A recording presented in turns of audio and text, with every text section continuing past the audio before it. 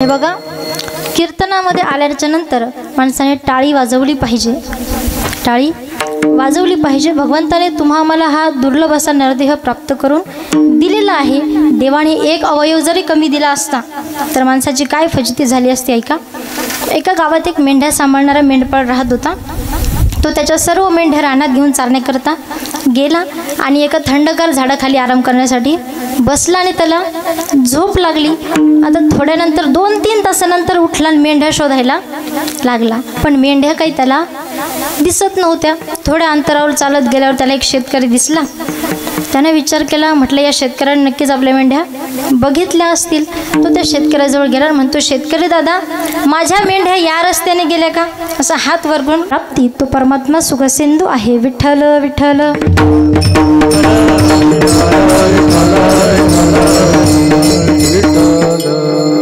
आपण प्रत्येक जण देवाकडे एकच प्रार्थना करत असतो की देवा, आमच्या दुःखाचा नाश व्हावा व आम्हाला सुखाची प्राप्ती व्हावी। परंतु जन्माला आलो म्हणजे दुःख भोगावंच लागतं। आपण ज्या वेळेला आईच्या गर्भामध्ये असतो त्यावेळेला सुख मिळतं का?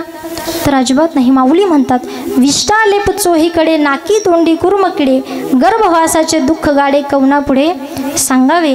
आईच्या गर्भामध्ये सुद्धा दुःखच आहे, दुःख आहे म्हणतात। काय सांगू गर्भीची यातना, मज भोगीता नारायणा, मास मळमूत्र जाना तुझं क्षणोक्षणा ध्यात असे।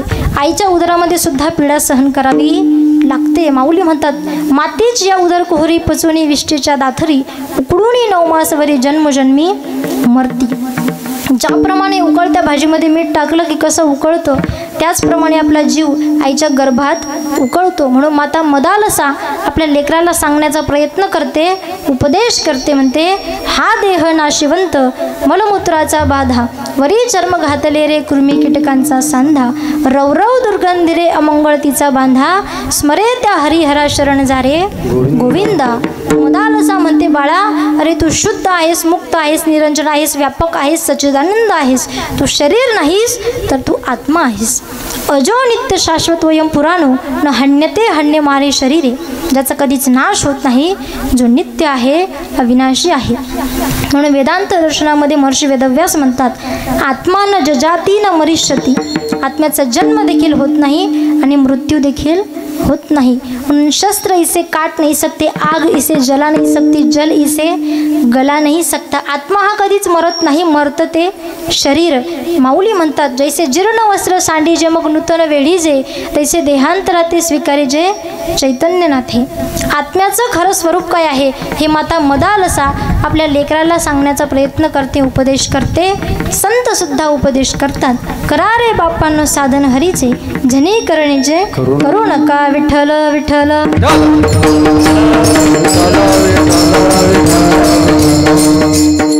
देहाचा आपण जर विचार केला तर हा देह आपला आहे का? तर अजिबात नाही। देह हे भरोसा है इस जिंदगी का, क्या भरोसा है इस जिंदगी का, क्या भरोसा है इस जिंदगी का, क्या भरोसा है इस जिंदगी का, साथ देते नहीं है किसी का, साथ देते नहीं है किसी का, क्या भरोसा है इस जिंदगी का, क्या भरोसा है इस जिंदगी का, साथ देते नहीं है किसी का, साथ देते नहीं है किसी का, क्या भरोसा है इस जिंदगी का, क्या भरोसा है इस जिंदगी का।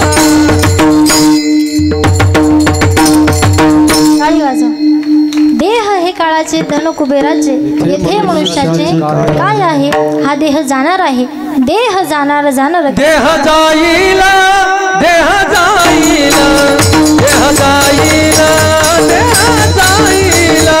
देह जाईला, देह जाईला, देह जाईला, देह जाईला,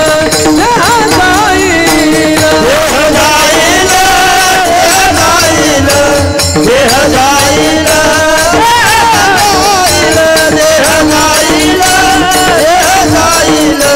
देह जाईला, देह जाईला,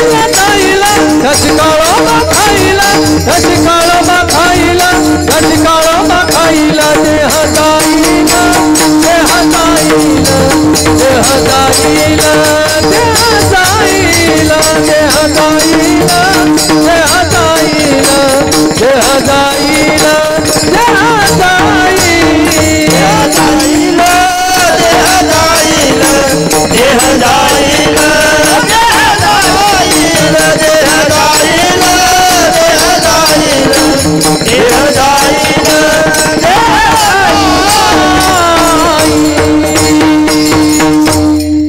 जाईल जाईल त्यास काळबा खाईल म्हणून तुकोबराय म्हणतात की मी तुमच्या सगळ्यांच्या पायावर दंडवत घालतो. अभंगाचं दुसरं चरण.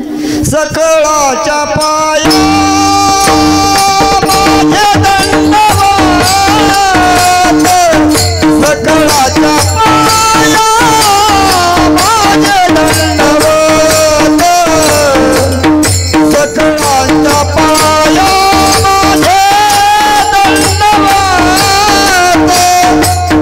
सकळाच्या पाया माझे दंडवत, सकळाच्या पाया माझे दंडवत, सकळाच्या पाया माझे दंडवत, सकळाच्या पाया माझे दंडवत, सकळाच्या पाया माझे दंडवत. ओ सकळाच्या पाया माझे दंडवत, सकळाच्या पाया माझे दंडवत,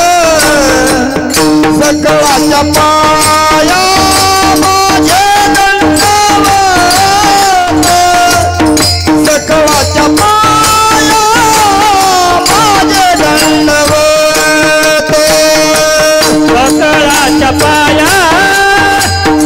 माझे दंडवत, सकळाच्या पाया माझे दंडवत,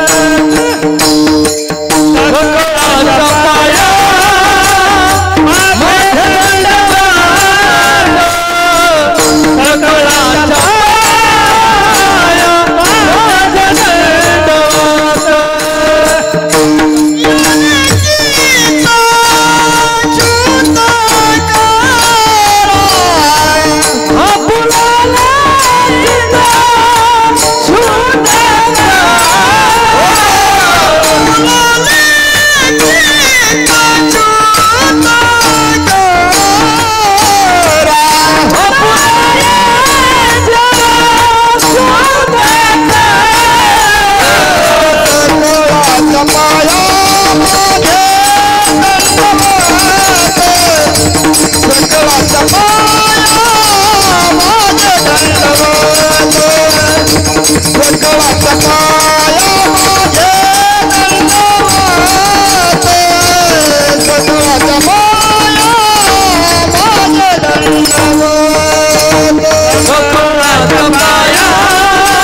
माझे दंडवत,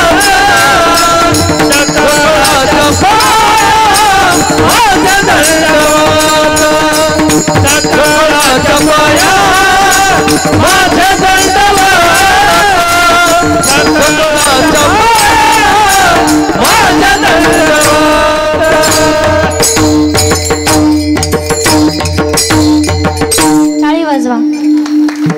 सकळांच्या पाया माझे दंडवत, आपुल आले चित्त शुद्ध करा. तुकोबराय म्हणतात तुमच्या सगळ्यांच्या पायावर दंडवत घालतो, तुम्ही आपलं चित्त शुद्ध करा. कारण या चित्तात 3 दोष सांगितलेत, मल, विक्षेप आणि आवरण. हे दोष जर आपल्याला नाहीसे करायचे असतील तर एक म्हणजे सद्गुरु कृपा आणि दुसरं नामस्मरण. याने काय होईल तर याने चित्त शुद्ध झाल्याशिवाय राहणार नाही. पण तुम्ही म्हणाल चित्त शुद्ध झाल्यानंतर काय होईल तर महाराज म्हणतात येवोनी गोपाळ राहे तेथे विठ्ठल विठ्ठल.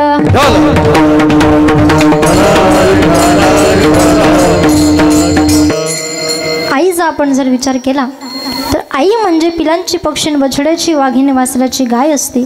मऊ मायाळू जशी दुधावरची साय असते, कुणाची मम्मा असते तर कुणाची माय असते. आई कशीही असू द्या, मायेचा आभाळ असते, कारण जन्माच्या आधीपासून फक्त तिच्याशीच जुळलेली आमची नाळ असते.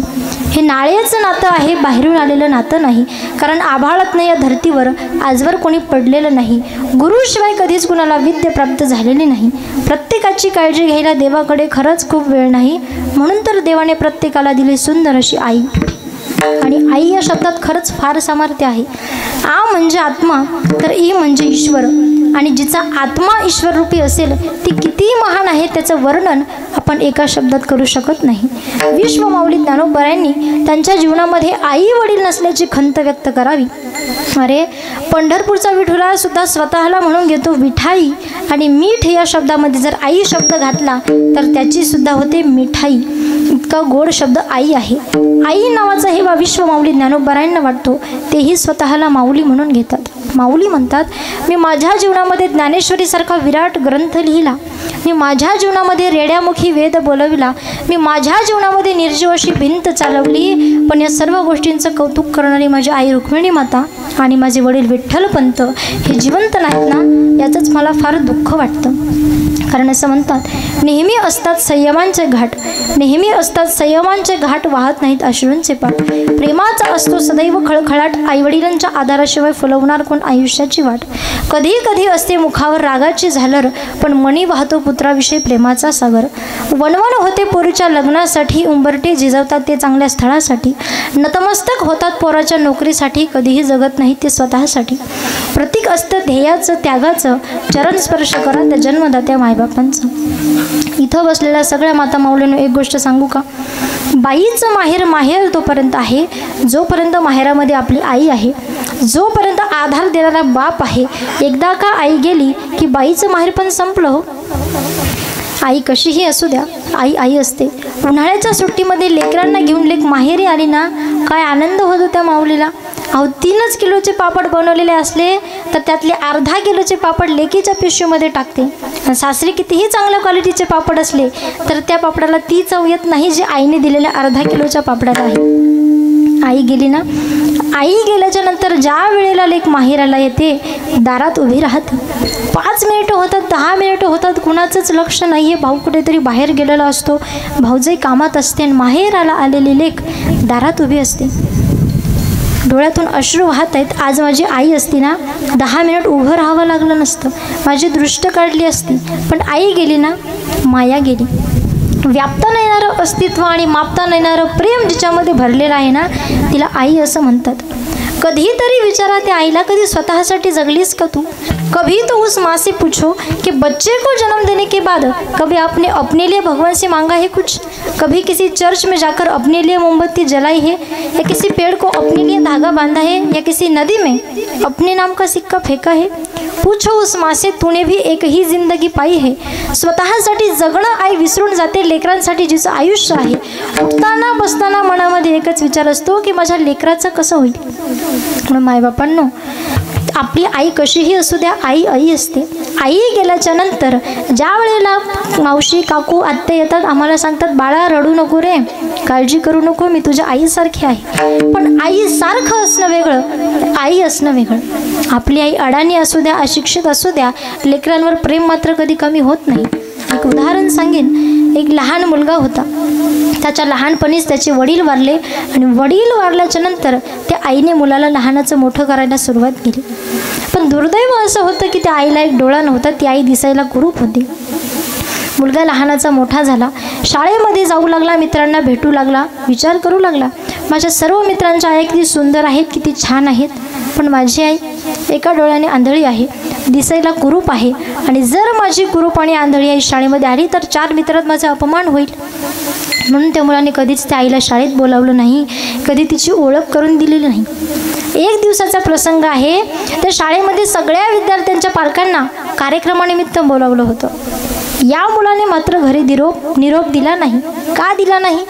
कारण जर माझी कुरूप आणि आंधळी आई शाळेमध्ये आली तर माझ्या मित्रांमध्ये माझा अपमान होईल.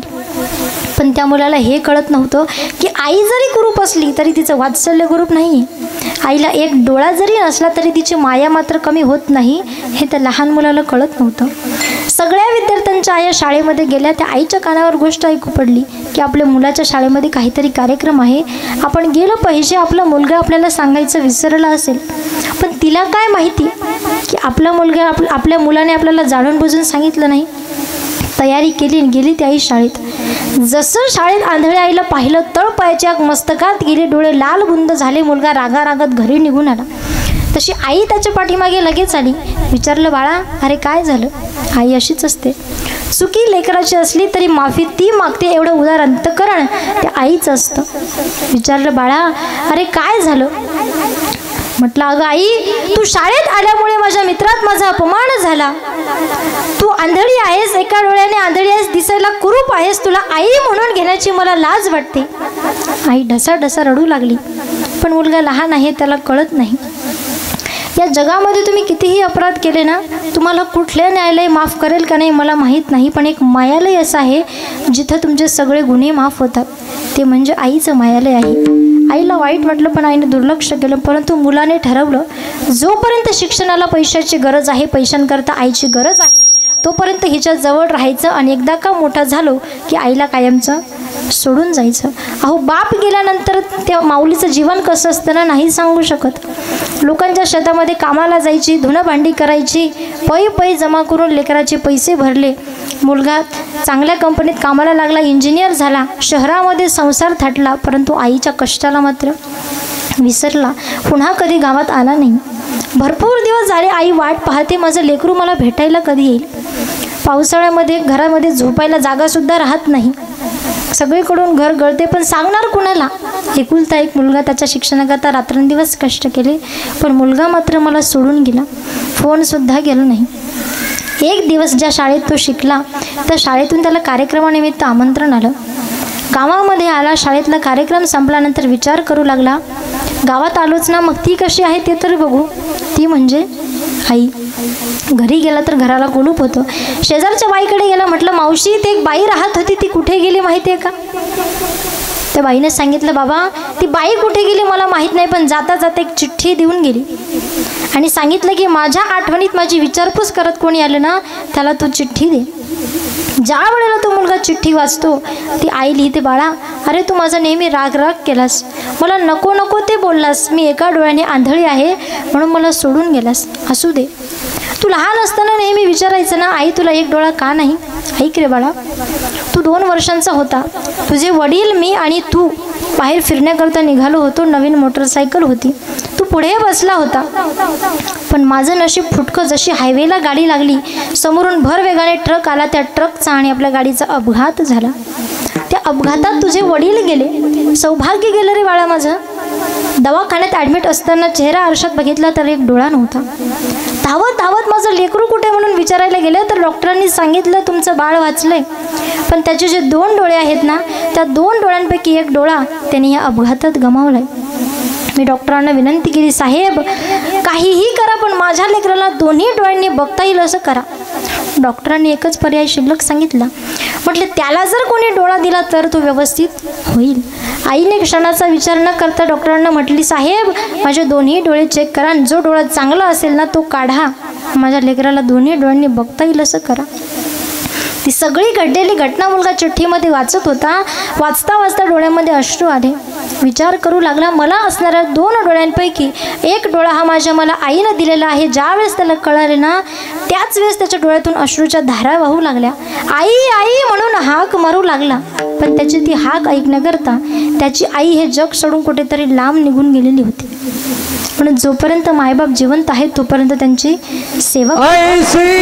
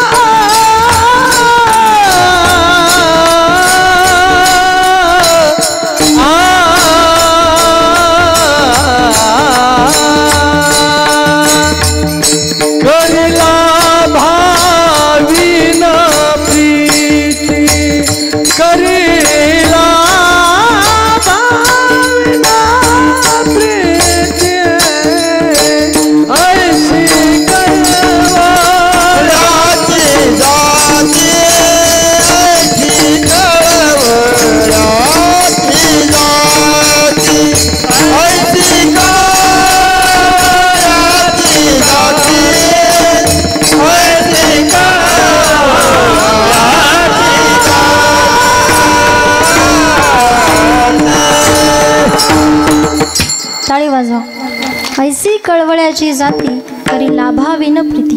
माऊली म्हणतात सकळ तीर्थाची धुरे जिये का माता पितरे तया सेवेसी कीर शरीरे लोन कीजे. तुकोबराय म्हणतात तुका म्हणे माय बापे अवघे देवाची स्वरूपे.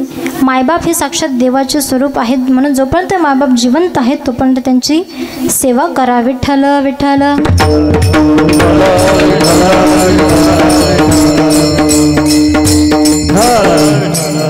जन्माला येण्याचे 3 कारण शास्त्राने आपल्याला सांगितलेत. पहिलं कारण आहे कर्म, दुसरं कारण आहे पाप आणि तिसरं कारण आहे वासना. ह्या 3 गोष्टी जर शिल्लक असतील तर तुमचा आमचा जन्म आहे. माऊली म्हणतात अगा कर्मी जे उरावे तयती सुखदुःखी फळावे तया ते भोगा यावे देहा ऐका. पूर्वजन्मीचं कर्म जर शिल्लक असेल एकतर ते भोगून संपवावं लागतं, दुसरं हरी कृपे त्याचा नाश झाला.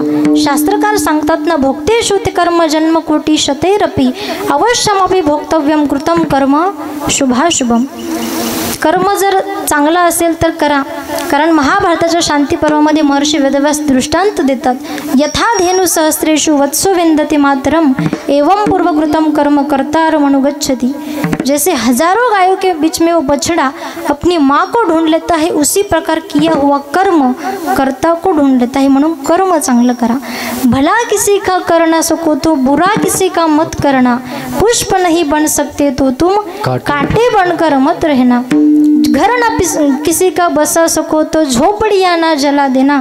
पुष्प नहीं बन सकते तो तुम काटे बनकर मत रहना. म्हणून कर्म चांगलं करा. मला एवढंच सांगायचं आहे की आपलं प्रारब्ध कर्म शिल्लक आहे म्हणून आपण जन्माला आलो. विठ्ठल विठ्ठल.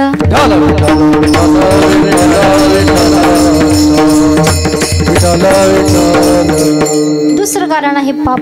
जन्मा येणे घडे संचिताचे मूळ, जन्मा येणे घडे पातकाचे मूळ, संचिताचे फळ आपुलिया. तिसरं कारण आहे वासना. जन्म घेणे लागे वासनेच्या संगे. हे बघा हरिरूप. हे बघा खरं प्रेम केलं की आसक्ती वाढते आणि ती आसक्ती अंत समयाला दुर्गतीचं कारण ठरते. आसक्ती हे आसक्ती जाणे सकती हे. आसक्ती म्हणजे अटॅचमेंट, ममत्व. या संसारात आपण अडकलेलो आहोत. आता मनोरंजनाची साधनं भरपूर झालेली आहेत. गाव गाव में नौटंकी. नौटंकी म्हणजे तमाशा. शहर में सिनेमा होय, घर घर में टीव्ही लगे पर कथा कहाँ से होय. म्हणून या कलियुगात आपल्याला जर परमार्थ दशा साध्य करायची असेल तर लोकांच्या बोलण्याकडे अजिबात लक्ष देऊ नका. लोक आपल्याबद्दल काय बोलतात याचा विचार न करता जो आपली पारमार्थिक साधना करत राहतो त्याला साधू म्हणतात. विठ्ठल विठ्ठल.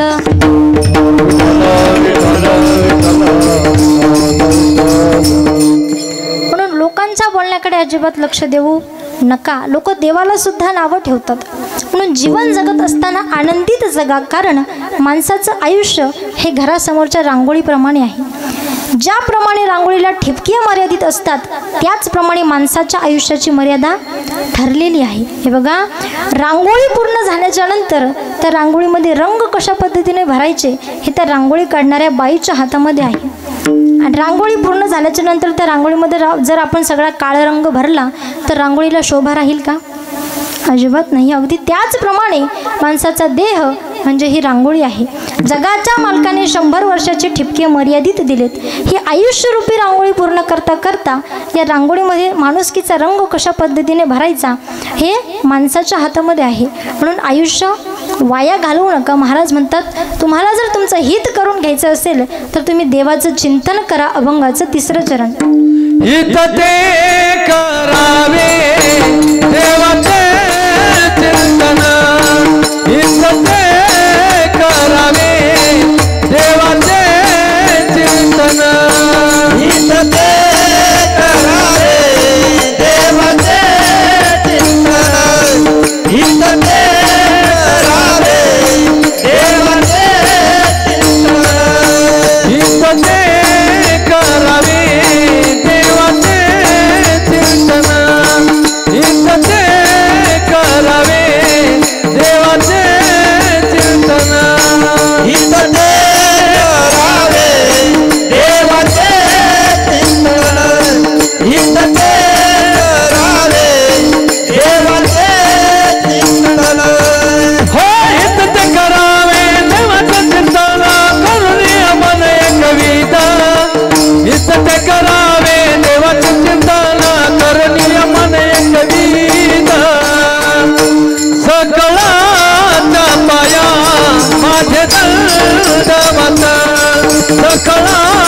पाया माझे दंडवत हित करावे हित करावे देवाचे चिंतन करुणीय मन एकवीर सकळा पाया माझे दंडवत सकळा पाया माझे दंडवत हित ते करावे देवाचे चिंतन करोन या मन एकविध सकळांच्या पाया माझे दंडवत आपुल आले चित्त शुद्ध करा. महाराज म्हणतात आपल्याला जर आपलं हित करून घ्यायचं असेल तर आपण देवाचं चिंतन केलं पाहिजेत आणि आपलं मन एकाग्र करून त्या परमात्म्याला आठवलं पाहिजे. विठ्ठल विठ्ठल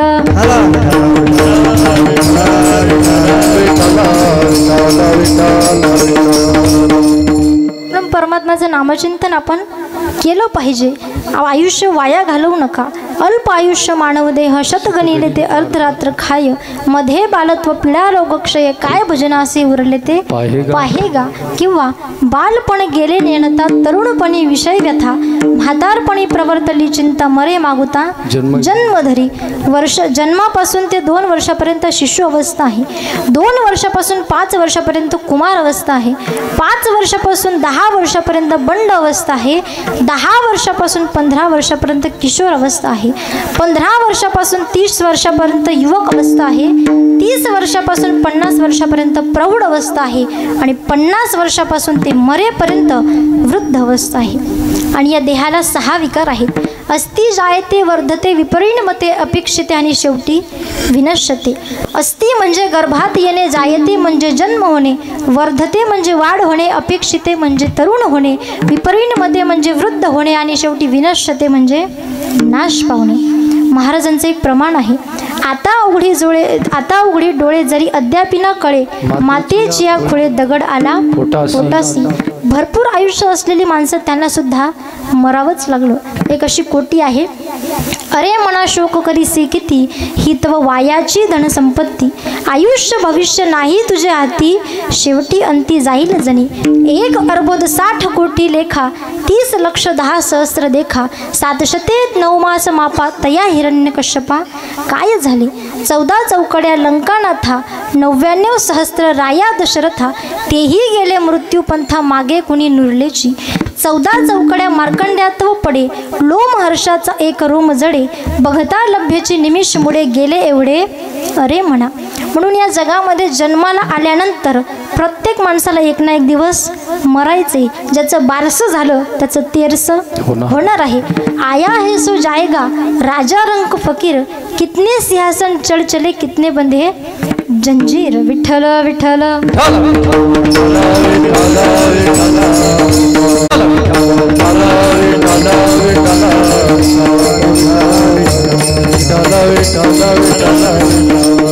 हे बघा कानाजवळचा केस पांढरा झाला की समजून चालायचं मृत्यूची आणि आपली भेट होणार आहे. माऊली म्हणतात जरा कर्णमुळी सांगो आली गोष्टी मृत्यूची भेटी जवळ आली. तसा आपण जर विचार केला तर पुराणामध्ये प्रत्येक माणसाला त्याच्या मरणाच्या अगोदर काही संकेत मिळतात. पुराणामध्ये राजा जन्मेजय आणि वैशंपायन यांचा संवाद आलेला आहे. राजा जन्मेजय म्हणतो महाराज आकाश आहे आणि तू जर पूर्व दिशेला जाण्याकरता निघाला तर नैसर्गिकरित्या तुझी सावली कोणत्या दिशेला पडेल. पश्चिम दिशेला पडेल.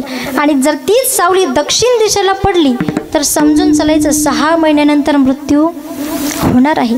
अरे तू जर आंघोळ करायला बसला आणि बादल्या पाणी डोक्यावरून घेतलं तरी सुद्धा तुझे दोन्ही खांदे छातीचा मधला भाग ज्या दिवशी कोरडा राहिला त्या दिवशी समजून चालायचं 3 महिन्यानंतर मृत्यू होणार आहे. पुढं सांगतात उन्हाळ्याचे दिवस आहेत आणि तू जर गंगेच्या पात्राजवळून जाण्याकरता निघाला त्या पात्रामध्ये तू जर डोकावून पाहिलं तर संपूर्ण शरीर तुझं दिसेल.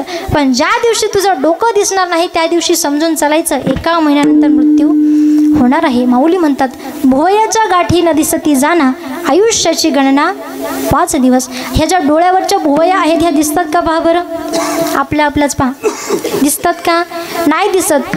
तर नासागरीचे अग्र न दिसता नैनी म्हणा तेची दिनी रामकृष्ण ज्ञानदेव म्हणे साधूचे लक्षण अंतकाळी आपण जाणावेगी. म्हणून महाराज म्हणतात आपण आपल्या आयुष्याचा नाश करून घेऊ नका. म्हणून सगळ्यांनी नामस्मरण केलं पाहिजे. सगळ्यांनी एकदा हात वरती करा, हाताने टाळी आणि मुखाने भगवंताचं नाव. विठोबा रखुमाई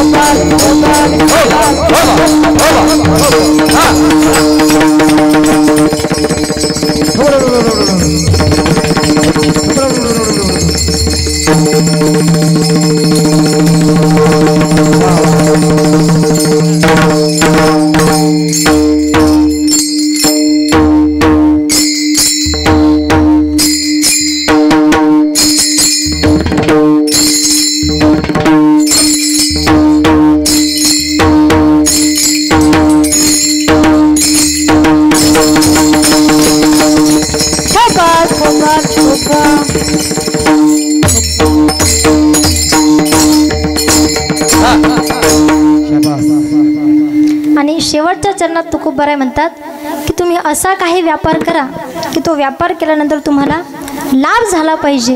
काय केलं पाहिजे तर पैसे काहू न करा काही पुढे नाही नाश जा किंवा नाही कश्चित क्षणमपी न जाती तिष्ठस्य कर्मकृत कार्यते ह्यवश्यस कर्म सर्व प्रकृते जैर्गुणे.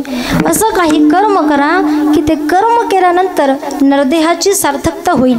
हेच आपल्याला तुकोबाराय अभंगाच्या शेवटच्या चरणात सांगतात. तुका म्हणे लाभ होय तोला पार, तुका म्हणे लाभ होय तोला पार, तुका म्हणे लाभ होय तोला पार, तुका म्हणे लाभ होय तोला पार. तरी काय फार शिकवावे, करा काय फार शिकवावे. सकळाच्या पाया माझे दंडवत, सकळाच्या पाया माझे दंडवत. करा काय फार शिकवावे, करा काय फार शिकवावे. सकळाच्या पाया माझे दंडवत, सकळाच्या पाया माझे दंडवत. आपुलाले चित्त शुद्ध करा, फुलाले चित्त शुद्ध करा, फुलाले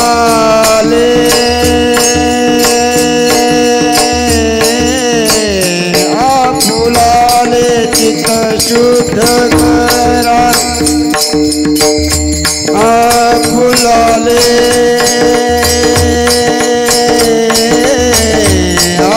फुलाले चित्त शुद्ध करा, फुलाले चित्त फुलाले चित्त शुद्ध करा.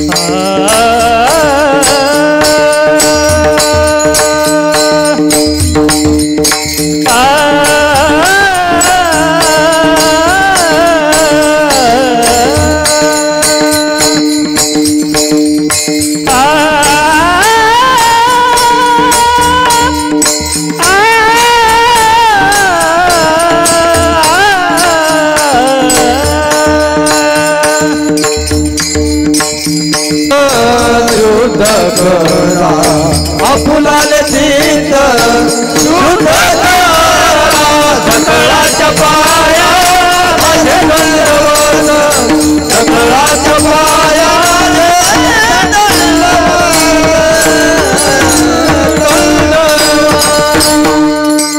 तुका म्हणे लाभ होय तो व्यापार करा काय फार शिकवावे सकळांच्या पाया माझे दंडवत आपुलाले चित्त शुद्ध करा ज्ञानेश्वर ज्ञानराज माऊली तुला ज्ञानेश्वर माऊली ज्ञानराज माऊली ज्ञानेश्वर माऊली ज्ञानराज माऊली ज्ञानेश्वर माऊली ज्ञानराज माऊली ज्ञानेश्वर माऊली ज्ञानराज माऊली बोलता बोलता मुखातून जर एखादा चुकीचा शब्द निघाला असेल तर क्षमा करा. झालेली कीर्तन रूपी सेवा माऊली ज्ञानोबा यांच्या चरणी समर्पित करते, गुरुवर्यांच्या चरणी समर्पित करते, आईवडिलांच्या चरणी समर्पित करते आणि सेवेला पूर्णविराम. विठ्ठल जय जय विठ्ठल जय विठ्ठल.